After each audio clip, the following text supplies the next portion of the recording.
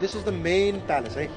यो पहिला चाहिँ 14औं शताब्दीमा बनेको, पहिलोचोटि 14th सेन्चुरीमा बनेको प्यालेस, यक्षमल्लको पालामा बनेको तपाईँको। अनि यो चाहिँ यस्तो शैलीमा है, यहाँ तपाईँहरूलाई यो 55 झ्याले दरबार भनेर त थाहा छ है, सबैलाई थाहा छ, तर यो चाहिँ 14औं शताब्दीमा बनेको भनेर त थाहा थिएन।